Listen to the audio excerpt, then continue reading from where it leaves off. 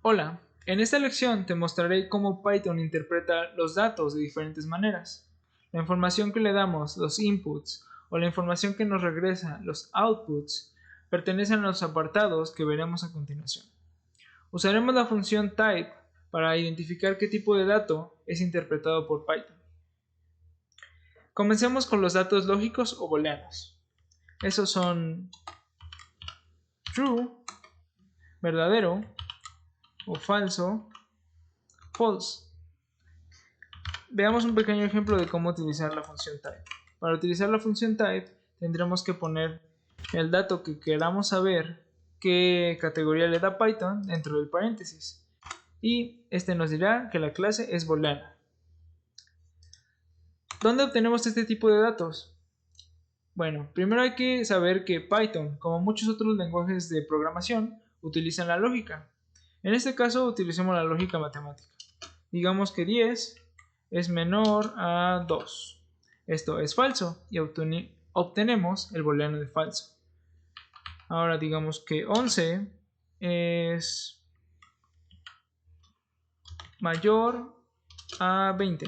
No, mayor a 2. Ahora tenemos un true. La siguiente categoría son los datos numéricos. En esta categoría tenemos tres subcategorías. La primera son los números enteros. Esta es una categoría muy fácil, es como el 2, el 3, el 5. Y si lo checamos con la función type, estos son clasificados en la clase int, de integer, que significa entero en inglés. La siguiente subcategoría serían los números decimales o floats. Los números decimales o floats simplemente son números decimales. Utilizando la función type de la misma manera, podremos ver que los clasifica en la clase float. Aquí también es importante notar que un float siempre va a ser un float, inclusive aunque nosotros demos los decimales con ceros. Esto parece un número entero, pero en sí Python lo clasifica como un float. Inclusive si le damos un número entero con un punto, Python ya lo clasifica como un float. La siguiente subcategoría y la última son los números complejos. Y si eres algo familiar con el tema, sabrás que los números complejos se caracterizan por tener una parte real y una parte imaginaria. Y estos Python los clasifica en la clase de complejos. La siguiente categoría son los secuenciales. Los secuenciales también tienen diferentes subcategorías. La primera que veremos son los strings. Los strings son prácticamente caracteres. Y démosle caracteres a Python. Lo que ocurrió aquí, al darle caracteres de una manera sin alguna forma o estructura, es que Python no los reconoce. Si le damos el formato correcto, que sería entre comillas, podremos pasarle caracteres a Python. Por ejemplo, la palabra hola. Ahora hola sí sabe que está dentro de esta categoría. Esta categoría se llama string. Por ejemplo, pasémosle un string a la función type y esta clasificación nos la pone en str de string. También es importante checar que también lo puedes hacer con dos comillas y podemos obtener un string, pero hay que ser consistentes. Si ponemos dos comillas al principio y una comilla al final, Python nos dirá que esto está mal hecho y nos dará un error. La siguiente subcategoría se llamaría listas o tuplas. Veamos primero una tupla. Una tupla es una forma de almacenar otro tipo de datos. Por ejemplo, almacenemos lo que ya conocemos, como un float, un booleano, true, un string que diga hola también. Bueno, entonces esto Python lo clasifica como una tupla o tuple en inglés. Ahora, las listas son muy parecidas a las tuplas. En este caso, una lista lo único que cambia es que nosotros tenemos en lugar de paréntesis, corchetes o paréntesis cuadrados, como tú le quieras llamar. Voy a poner los mismos elementos, excepto el string. Aquí le voy a poner hi. Y Python clasifica ese tipo de dato como listas.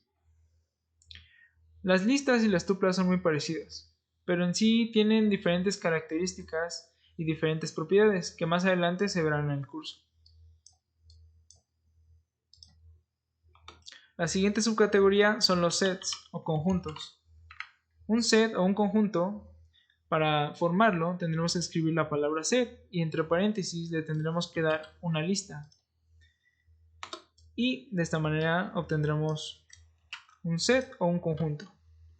Y muy intuitivamente Python clasifica los sets en la categoría o clase set.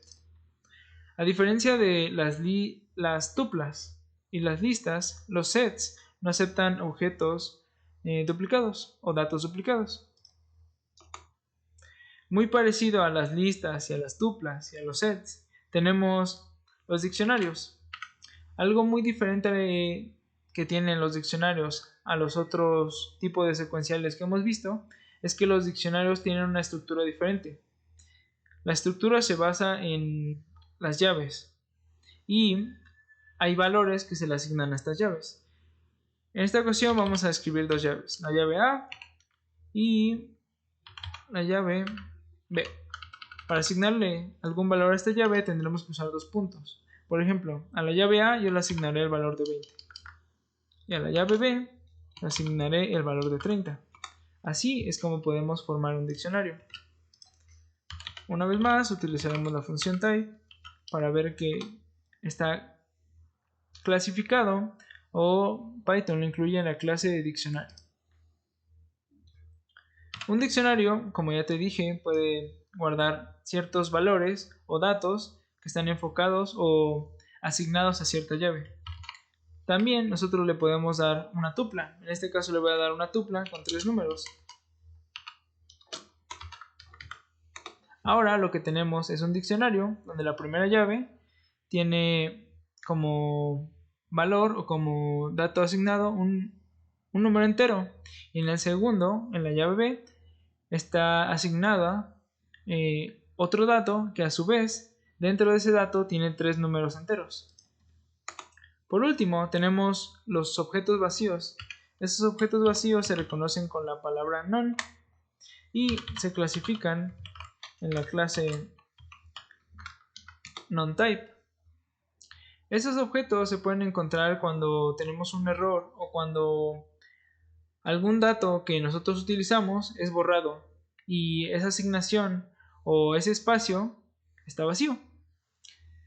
El fin de esta lección es para hacerte comprender que Python, como nosotros tenemos el diccionario, el abecedario y sabemos que esas dos herramientas son para formar palabras y oraciones. Y nosotros también tenemos los números, que sabemos que los números los utilizamos para formar operaciones o generar operaciones con los números. De la misma forma, Python tiene diferentes datos que solo utiliza para ciertos enfoques y es importante que nosotros los conozcamos. De la misma manera, si algún día olvidas alguna categoría, algún tipo de dato, si tú recurres a la función type, será muy fácil identificarlo. Así que no te preocupes si no te aprendiste ninguna de las categorías o ninguna de las subcategorías, ya que type te ayudará para saber cómo identifica estos datos Python. Eso es todo por la lección de hoy y nos vemos en una próxima. Bye. Antes de que te vayas, déjame te informo que esta lección tiene su propio cuestionario. Para poder acceder a este, te voy a dejar un link en alguna parte de este video o en la descripción si es que no lo encuentras y vas a poder acceder a este cuestionario. En este cuestionario simplemente tú respondes las preguntas que tiene y las envías. Cuando las envíes, tú vas a poder ver tu puntuación. De esta manera, tú vas a poder comprender si todas las cosas que se vieron en esta lección las comprendiste en su totalidad o no. Bueno, eso sería todo por esta lección.